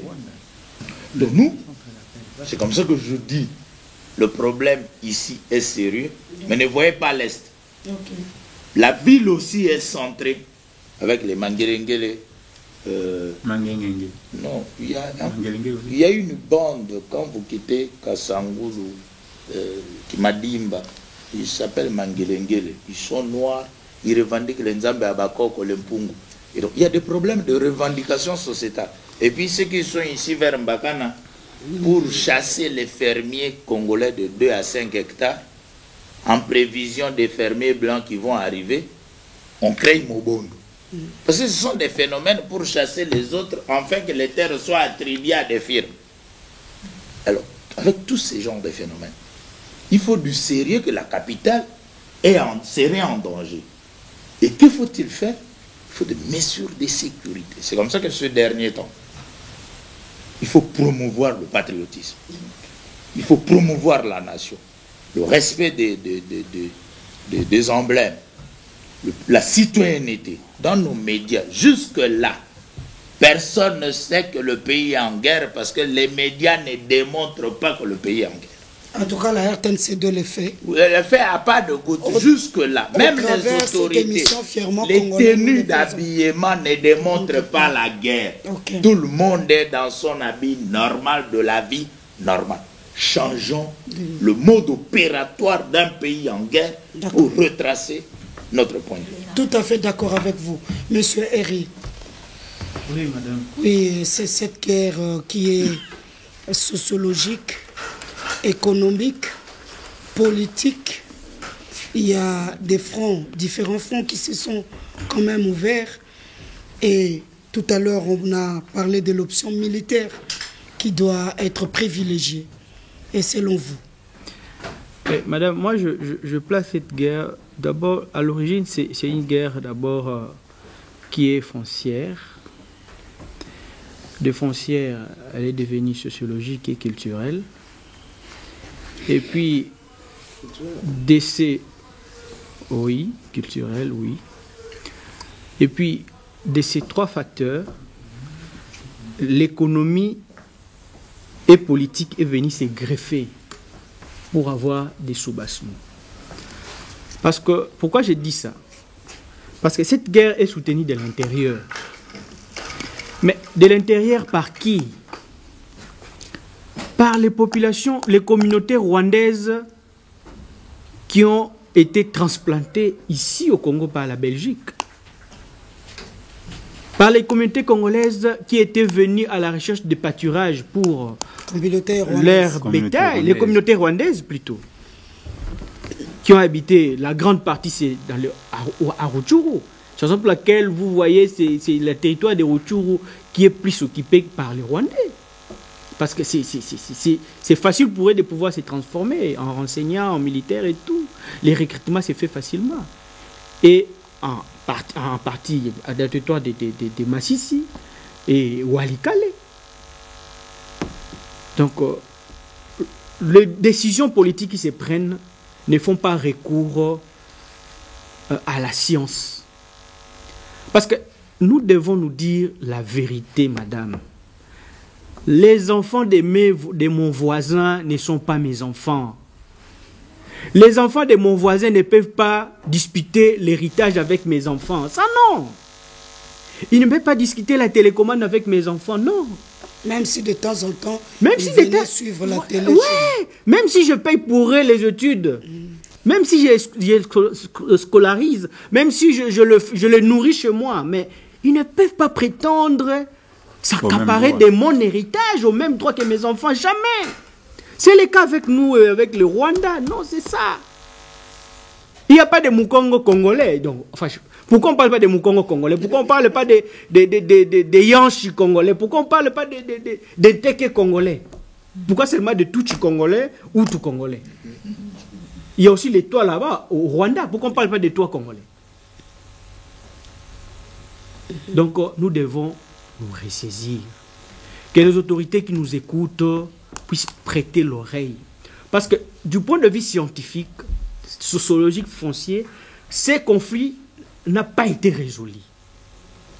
Parce que quand ils prennent des résolutions, des accords, ici des accords politiques et consorts, des accords politiques dont le Rwanda, les communautés rwandaises réclament les droits des terres, réclament les droits d'être des chefs coutumiers. Ils réclament tous ces droits-là. Mais quand vous acceptez, c'est les seuls droits qu'ils réclament. Et qu'est-ce qu'ils disent? Nous rentrons dans notre terre. Et avant, vous étiez où? C'est ce qu'ils disent, c'est foncier, c'est sociologique. Tant que les décisions politiques vont primer sur cela, alors qu'ils échappent à la base, c'est très dangereux. Parce qu'au moment où nous vous parlons, madame, quand mon aîné Lokaka parle des TK, machin, tout ça, où il y a la guerre là, tout ça. Mobondo. Mais il y a déjà les études qui ont été financées et menées. Je participais, moi. Ils vous présentent, non, c'est pour programme, les économies des déplacés. C'était sur les économies des déplacés. Mais dans les études, dans les enquêtes qui ont été menées, vous retrouvez un Congolais qui est à Roubaïa, dont on parle, comment vous êtes venu à Roubaïa? Non, je fuis la guerre. Mais vous avez fui la guerre, mais maintenant, il n'y a plus la guerre. Est-ce que vous êtes prêt, si aujourd'hui il y a la paix, vous êtes prêt à regagner dans votre village? Il dit non, je ne m'aimerais pas regagner dans notre village parce que je n'aimerais pas habiter cela. Il vous demande, on lui dit, ben, où est-ce que vous voulez habiter? Il vous dit, je vais habiter Maluku. Et les Blancs sont prêts à pouvoir les subventionner parce que les projets s'intitulent les économies des déplacés. Ils les subventionnent pour acheter des terres. Oui, c'est une étude. C'est fait ici même. Mais ils l'ont fait à Brazza. Hein? Ils l'ont fait à Brazza. Non, les Brazza n'étaient pas concernés, c'est les Libans qui étaient concernés. Non, les Rwandais ont acheté des terres à Brazzaville. Ah, ok. Et aujourd'hui, quand nous parlons des Mobondo, mais il faut bien analyser cela. Hein? Ma sœur ici, Mamie, quand elle a analysé sur la trêve, mais moi j'avais aussi analysé sur la trêve, on vous propose une trêve humanitaire. Mais quelles sont les actions humanitaires qui ont été menées pendant cette période de trêve? Lesquelles? Est-ce qu'on a vu la communauté sinon des territoires récupérés par distribuer le... Non, il n'y a pas la trêve. Donc on se laisse berner. On se laisse berner. Par la communauté internationale. Pendant ces temps, madame, ce qui est sûr, vous pouvez vérifier d'ailleurs, il y a la population rwandaise, la communauté rwandaise qui quitte le Rwanda, qui quitte Burundi, Ouganda, qui viennent remplacer nos populations qui sont parties. Il vous parle des réfugiés qui rentrent. 100 000 réfugiés. Ce ne sont pas des réfugiés qui rentrent. C'est une autre transplantation qui se fait maintenant. Oh là là. Parce que selon les études menées par le professeur Yali Dingendi, qui était un expert qui a travaillé à la Maison Blanche, il a dit les plans pour la création d'un État des Grands Lacs étaient déjà établis depuis les années 60. Depuis les années 90 plutôt. Et ces plans existent.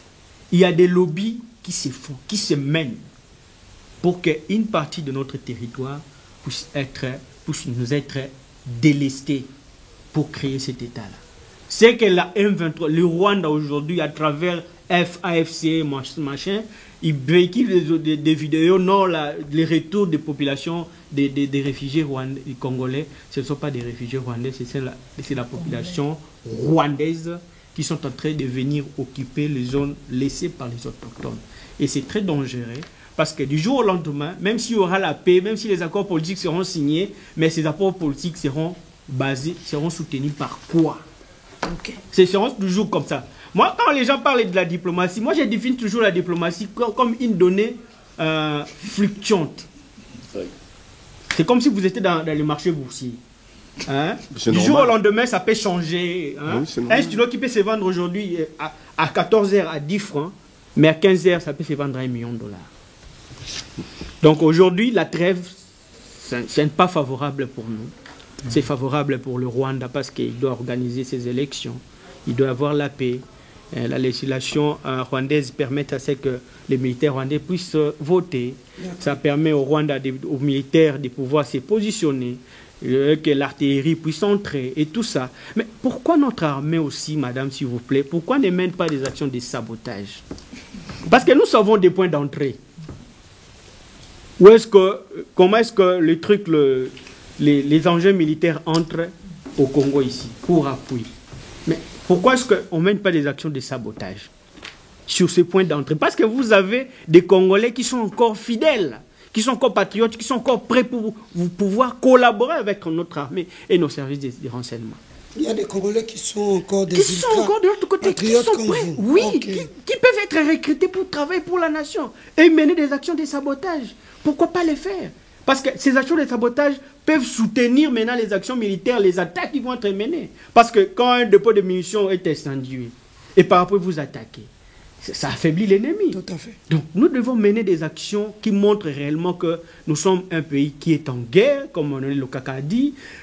J'ai suivi encore après l'évaluation des opérations communes conjointes avec l'armée ougandaise. Nous venons encore de renouveler. S'il vous plaît, madame. Mais quand ils vous disent que les Ougandais collaborent avec l'armée rwandaise, ils appuient l'armée rwandaise et ils sont conjointement... Il y a partage des renseignements. Kagame est pour... Museveni est pour Kagame est pour... C'est un père pour lui. C'est lui qui l'a pris dans le camp de réfugiés, c'est lui qui l'a élevé. Il a été son chef de sécurité, son chef de renseignement. Dans tout ce que nous faisons avec l'Ouganda est mis à nu devant le Rwanda et rien ne c'est ça. Okay. Il y a une triangulation des informations. Hein? Il y a partage des informations. Vous faites un déplacement, ils sont informés, et puis vice-versa. Vous achetez les armes. D'accord.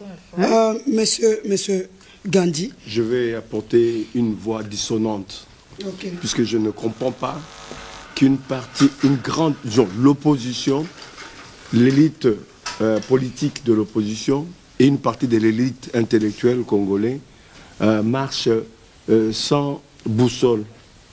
On parle des relations internationales comme si ce n'était pas une science. Et j'aimerais en passant demander à ce qu'on puisse se donner les enseignements de relations internationales, quelle que soit la faculté, puisqu'on a une méconnaissance criante du mouvement des relations internationales. Vous avez posé une question essentielle par rapport à ce qui se passe aujourd'hui, notamment au niveau du comportement de l'Occident par rapport au Rwanda. Il y a quelques années, derrière nous, nous avons tous, que ce soit ceux de l'opposition, ceux du pouvoir, l'élite intellectuelle, l'élite politique, non, il faut aller plus loin, il faut des sanctions. Beaucoup ont crié là-dessus, mais quand j'écoute les gens parler ici, alors qu'aujourd'hui, on est en train de voir qu'il y a des sanctions qui courent derrière le Rwanda. Et des sanctions qui vont affaiblir le Rwanda et ne pas être pris en charge par cette élite intellectuelle et ces élites politiques. Ça me gêne, ça me gêne. Nous avons demandé une chose. Aujourd'hui, on se retrouve, le Qatar qui aidait le Rwanda demande au Rwanda aujourd'hui de rembourser plus de 800 millions de dollars. Ce n'est pas peu de choses pour un pays comme le Rwanda qui n'a pas de richesse. Quand on voit la France retirer ou suspendre l'aide de 20 millions à l'armée rwandaise, quand on voit l'Union européenne le faire, quand on voit la Grande-Bretagne décider de ne plus envoyer des réfugiés au Rwanda et oblige le Rwanda à pouvoir rembourser des sommes qu'on lui avait déjà données.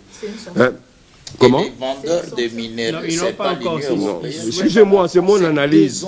Vous avez eu le micro, vous avez analysé, je vous ai écouté religieusement. Laissez-moi dire ce que je pense. À Brazzaville aussi, plus près de nous, il y a des mouvements aussi là-bas. C'est des choses qu'il ne faut pas négliger. C'est comme si... Mais pourquoi nous avons demandé des sanctions? Mais les uns les autres, pas tout le monde, hein, parce qu'il y a des gens qui se sont un peu distingués autrement.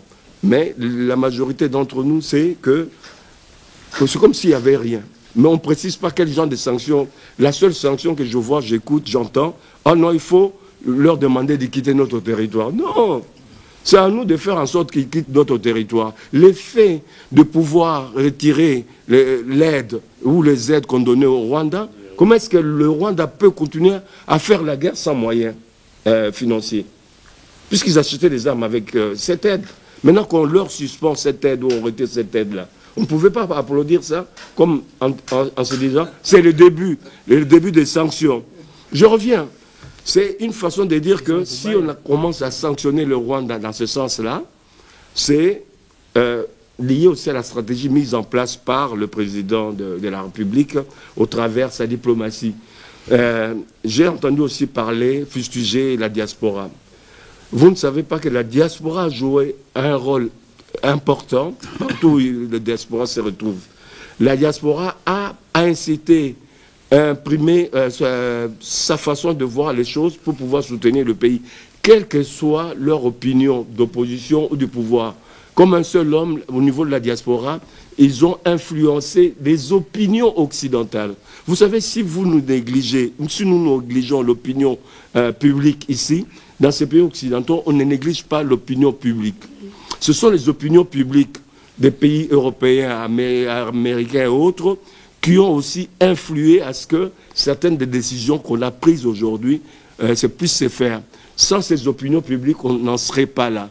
Donc, il faut féliciter cette diaspora et féliciter aussi nos compatriotes africains qui sont rentrés aussi en lice pour pouvoir manifester leur mécontentement malgré que leur pouvoir, leurs chefs d'État n'ont rien dit. Regarde, s'affronter le Rwanda et la République démocratique du Congo. Les opinions publiques africaines occidentales ont joué un rôle déterminant. Filles, garçons, âgés, ils ont manifesté leur mécontentement par rapport au soutien de ces pays occidentaux au Rwanda. Aujourd'hui, on est en train de retirer les premiers fruits. Donc, c'est des choses qu'il ne faut pas négliger. On n'a jamais fonctionné dans le sens du lobbying. Aujourd'hui, il y a un lobbying qui est en train de se construire, non seulement ici au pays, mais aussi au travers le monde où nous avons une diaspora, où il y a d'autres associations humanistes. Donc, il ne faut pas négliger cela. Qu'est-ce que je voulais dire? On a parlé des élections au Rwanda qui favorisent à ce qu'on demande à qui est accalmie. C'est vrai, il n'y a pas à négliger cela. Mais n'oubliez pas aussi qu'il y a des élections aux États-Unis et que souvent on a fustigé les démocrates en disant... Comment? C'est cette année, mais pas maintenant. Bientôt, il y aura des élections aussi aux États-Unis. Il y aura des élections. On a souvent fustigé les démocrates en disant que ce sont les démocrates, en parlant de Bill Clinton et autres, qui soutiennent le régime des Kagame. Mais ils veulent changer leur image, puisque c'est serré les élections. Tout ça joue.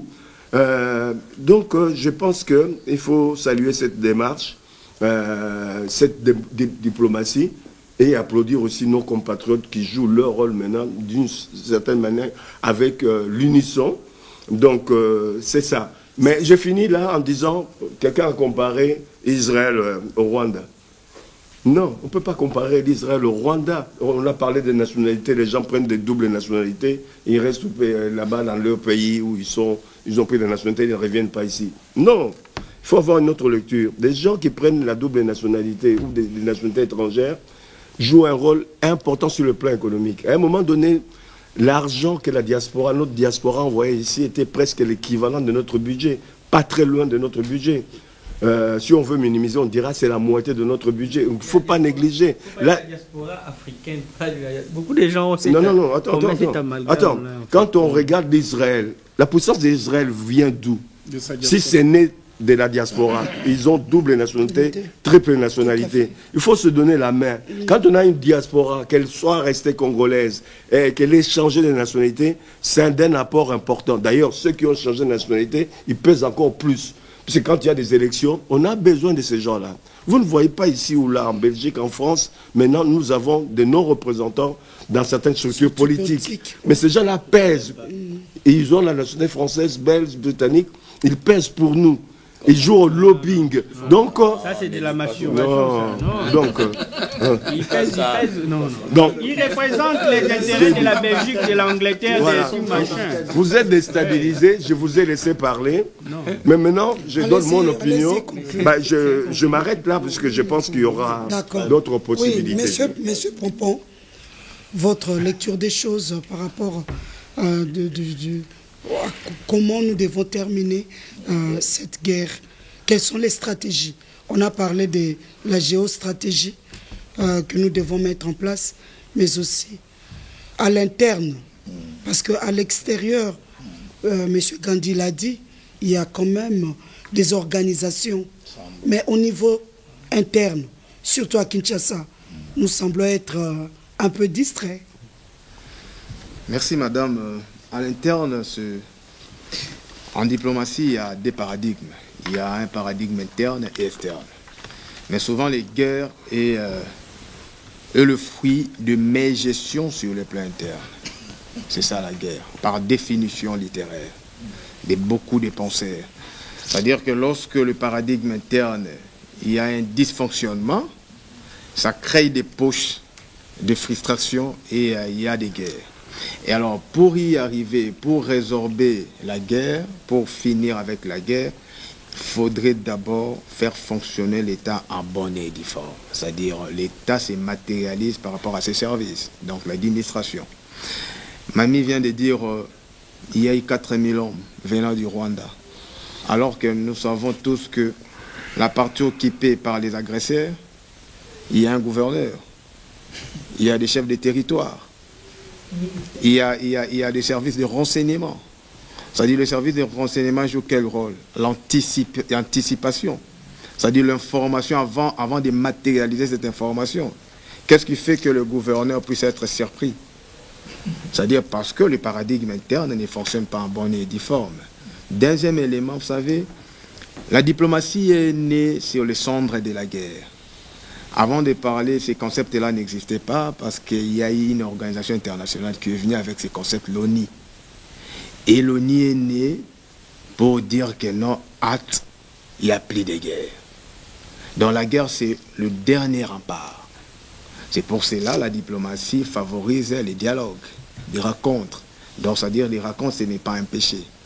Est-ce que pour le cas de la République démocratique du Congo, la diplomatie a déjà épuisé toutes ses munitions? Bon, moi je pense que non, parce que la guerre c'est le dernier rempart. Mais aussi, par définition, la guerre c'est encore un autre moyen de définir la diplomatie. Qui veut la paix prépare la guerre. C'est pour cela, dans une nation ou dans un pays, on a un ministère de la Défense. J'ai parlé tantôt ici, quand l'État est né avec des ministères traditionnels ou régaliens. C'était 6 ministères. Comme nous parlons de la guerre, il y a un ministère de la Défense. C'est-à-dire, la mission de ces ministères, c'est pour protéger l'intégrité territoriale. Donc, nous parlons des frontières. Et puis, vous savez, là, si j'ai oublié ce que je voulais dire, mais dis-moi, à l'époque d'Isaïe, chaque année, Mobutu formait 2000 hommes. Et il envoyait au moins 1500 dans la partie est de la République. Vous savez pourquoi? Parce que lorsqu'il y a un problème, la première des choses, c'est quoi? C'est l'identification des problèmes. Vous estampillez, moi j'ai fait les sciences politiques. C'est-à-dire, on fait une étude de l'État. Alors, s'il faudrait lire l'histoire, comprendre ce qui se passe dans notre pays, il faut lire l'histoire. La guerre de la RDC, c'est une guerre aussi historique, au-delà d'être une guerre économique et culturelle aujourd'hui. Parce que si vous estampillez l'histoire, ces problèmes ont commencé depuis la nuit des temps, le problème des Grands Lacs. Donc le problème de la RDC, la géostratégie, comme vous venez de le dire, c'est d'abord comprendre qu'est-ce qui se passe au niveau des Grands Lacs. Kagame l'a dit que non, avant d'abord Kagame disait non, moi je ne connais pas les problèmes qui se passent au Congo, c'est un problème interne.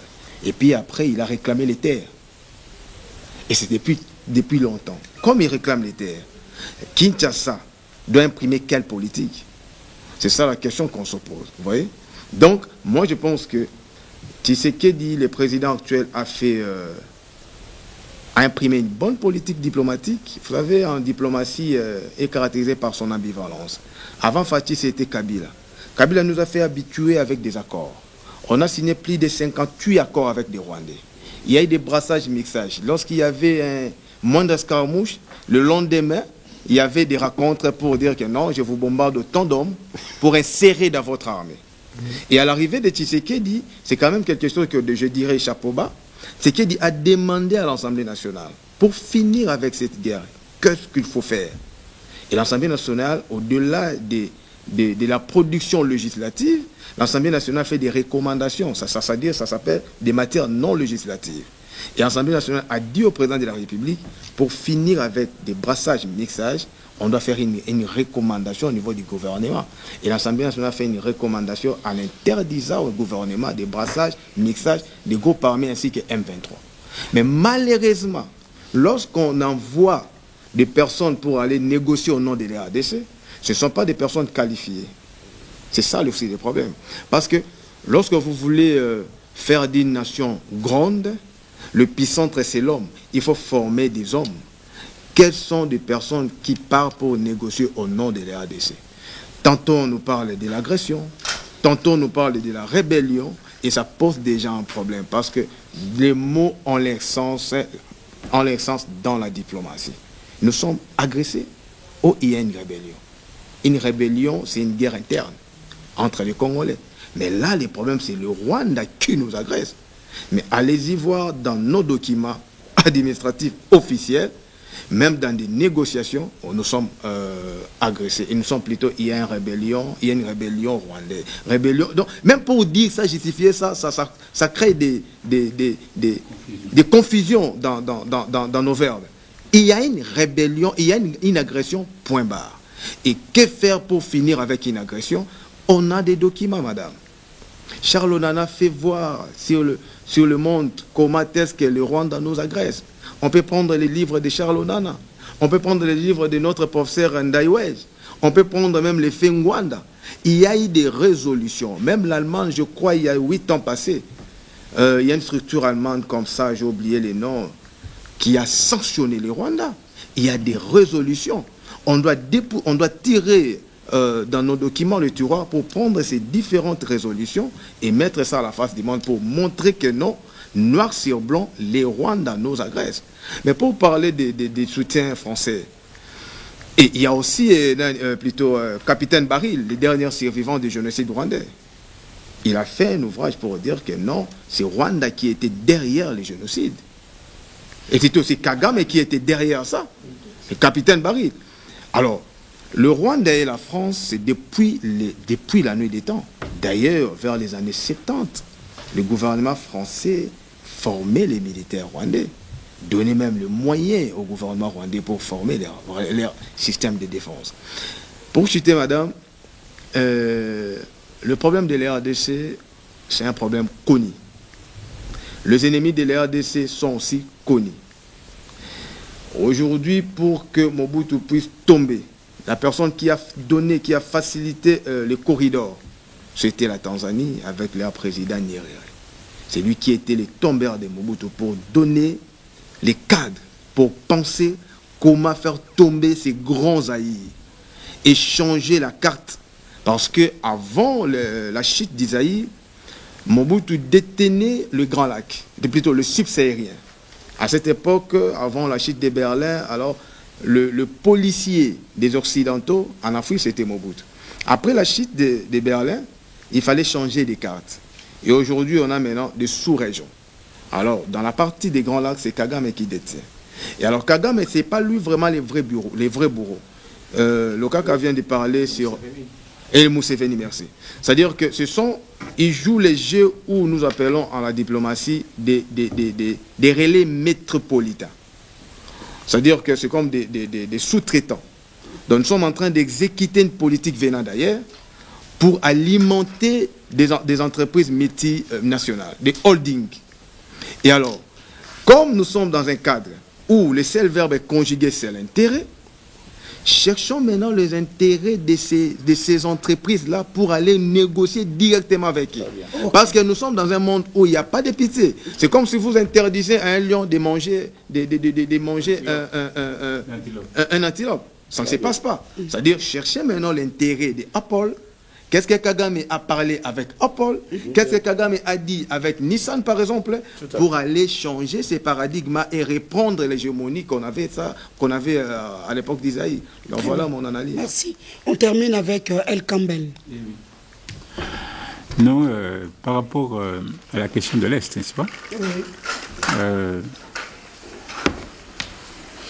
Moi, je parle sur le plan interne. En 1967, il y a eu à l'est du pays la guerre ou une guerre suscitée par Jean Schramm. J'avais 12 ans. C'était vers la période de juin ici. Kinshasa était dans une atmosphère de brume, parce qu'il faisait froid. Quand on avait encore les arbres sur la colline autour du palais des Marbres, il faisait vraiment froid à Kinshasa.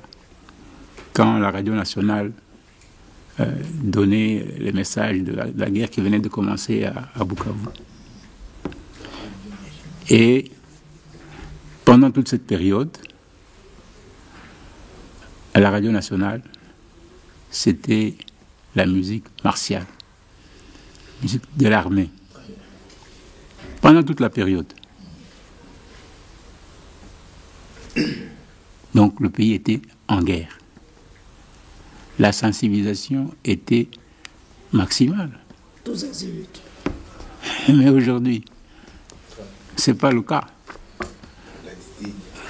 Chaque radio, comme maintenant, il y a même une multitude de radios, de télévisions, chacun est sur son thème. Donc, du point de vue de la communication nationale, il faut qu'un effort soit fait pour que le pays soit sensibilisé sur l'état de la guerre. La musique doit changer. Donc, il faut que les gens sentent qu'il y a la guerre. Ça, c'est donc sur le plan communicationnel. Maintenant, sur le plan éducatif. Mais il ne faut pas qu'il y ait des sujets tabous. Il ne faut pas qu'il y ait des sujets tabous. Nous sommes propriétaires de notre pays. Il n'y a pas un aspect du pays que nous devons taire ou pour lequel nous devons parler à voix basse pour nos enfants et pour les générations futures. Le pays appartient aux Congolais. S'il est question d'aller à Tervuren, au musée de Tervuren, récupérer les archives pour montrer les populations qui étaient ici, multiplier ces livres-là, les enseigner, en parler à la radio, à la télévision. Mais on doit le faire. Il n'y a pas de honte à ça. Ce n'est pas nous qui avons fait que les Rwandais, Tutsi ou Hutu, soient du Rwanda. Ce n'est pas nous qui avons fait. Pourquoi est-ce que nous nous gênons de dire que les Hutus, les Tutsis sont du Rwanda? Même s'ils veulent émigrer ici. Nous ne sommes pas contre l'immigration. Notre constitution de tout le temps reconnaissait la possibilité de naturalisation aux étrangers. Voilà. Bon, pourquoi est-ce qu'on se gêne? Pourquoi? Un Rwandais était Rwandais, même s'il devient Congolais. Voilà. Pourquoi est-ce qu'en Europe on dit Belges d'origine congolaise? Mais s'il y a des Congolais d'origine rwandaise, mais qu'on dise qu'ils sont des Congolais d'origine rwandaise, comme ça les choses sont claires. Voilà. Et à ce moment-là, il n'y aura pas de débat sur la terre. Voilà. La terre est congolaise, elle vient de nos ancêtres. On n'a pas à se disputer la terre avec les Rwandais. Qui ont aussi leur terre. Qui ont aussi leur terre là-bas. S'ils sont plus nombreux que leur territoire. Non, c'est pas notre problème. C'est pas notre problème. Qu'on ne mette pas de l'eau dans la bouche pour dire à quelqu'un qui il est. Voilà. Dans ma langue, je ne cesse de le dire. Il y a un proverbe qui dit Kwambilangana mutu di kimbulanda kufwa. Non. C'est-à-dire, nous dire la vérité entre nous. Ce n'est pas casser la fraternité. Non. C'est pour mettre les choses au clair. Okay. Ça, c'est ton frère. Ça, c'est ton cousin. Il faut que ce soit dit. Comme ça, les choses sont claires. Les Rwandais, on n'est pas contre les Rwandais. On n'est pas rwandophobe. Mais on ne partage pas l'héritage. Ce n'est pas une chose commune. Il faut que ce soit dit. Et en plus, ceux qui sont venus dans l'armée par le truchement des brassages, mixages, des opérations compliquées. Mais on doit les démettre. Hybrides. Ils sont en conflit d'intérêts quand ils sont dans l'armée avec la République. On doit les démettre. Pas par méchanceté, mais pour qu'ils ne soient pas en discuter avec nous. Ils sont connus. Oui. Mais ils sont connus. Ils sont connus. Pourquoi est-ce qu'on met de l'eau dans la bouche pour dire les choses telles qu'elles sont? Congolais, n'ayons pas honte de dire qui... Bon, moi, mon village, je le dis. Je suis un Chino Nsunzu. Kaniki Wakunyombo. Moi, Nabeya. Wabasa Nakabavulu. Beni Bakadin Kamankama. Mais je le dis. C'est mon village, même s'il est tout petit. Mais c'est mon village. Même si on dort dans la rue, c'est mon village. Je ne vais pas régner mon village. Alors, on est Congolais ou on n'est pas Congolais. Qu'on ait le courage de dire ce que nous sommes, Comme à l'époque du maréchal, on aimait bien dire Zaïwa Tolo, Vimbissa. Mais, bombez le torse, vous êtes Congolais. Fièrement Congolais. Oui. Voilà. Donc, par rapport à sa guerre, il y a lieu de nous dégivrer, je veux dire, sortir de la coquille pour parler de notre pays et le défendre sans peur aux yeux, sans foi aux yeux. Et la conscience se prendra petit à petit pour que le pays, réunissant les moyens, on puisse former autant de bataillons pour élever la concentration de nos troupes à l'Est. Si on peut avoir un ratio d'un soldat congolais au centimètre carré, moi je suis d'accord. Comme ça, en occupant tout l'espace, on verra où les Rwandais là, vont passer pour attaquer le pays. Et alors je dirais, comme je vais renchérir sur ce que Pompon a dit, il ne s'agit de la guerre ou de la rébellion. Le langage doit être clair. Il faut utiliser les mots justes. Nous sommes en guerre, c'est une agression, ce n'est pas une rébellion. Donc, et puis ce n'est pas les M23, ce n'est pas à nous de faire la promotion du M23. C'est l'armée rwandaise déguisée. Il faut que même pas déguisée, c'est les Rwandais. Oui, c'est-à-dire qu'ils veulent se mettre sous la peau de M23, mais nous savons que c'est l'armée rwandaise.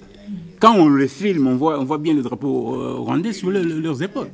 Mais pourquoi est-ce que nous devons continuer avec le faux langage de dire M23 ? C'est pas M23, c'est des Rwandais. Et il faut dire les choses.